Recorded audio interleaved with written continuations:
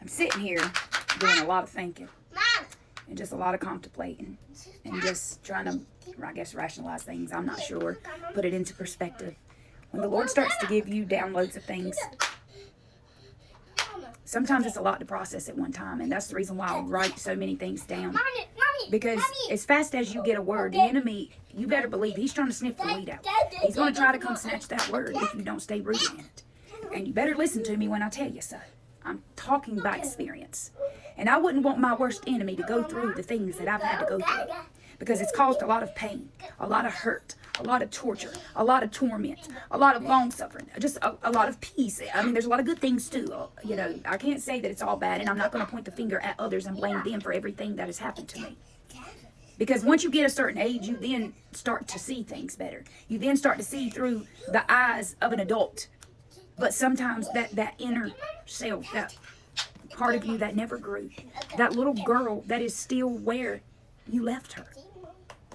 And that is exactly where God is trying to meet some of you sisters. He's trying to meet you right where you left yourself.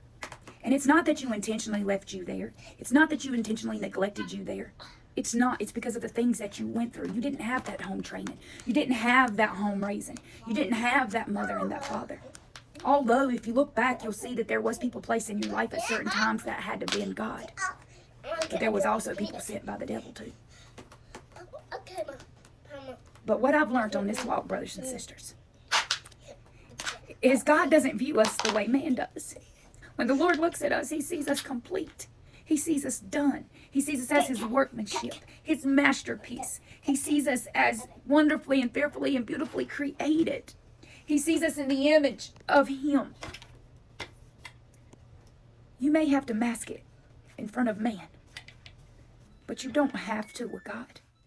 Brothers and sisters, if you will go before the Lord and you will be honest with him, because he knows your heart. He knows if you're lying. He knows if you're covering it up. He knows if you're masking it. Tell him, Lord, take this from me. I don't want this part to be a part of me no more. I want you to mend my heart. I want you to take the desires of my flesh out and give me your desires. I want a Christ-like mind. I want a Christ-like heart. And I can't do this on my own. So these are things you have to do. And we've been watching a few different sermons here the past couple of days, and everything keeps pointing back. Every one that my husband turns on, it keeps pointing back to being honest with the Lord. If you like to party, tell him you like to party. If you got a porn issue, tell him you got a porn issue. If you masturbate, tell him you masturbate. Even though he already knows, tell him to take that away from you. Those are things that he delivered me from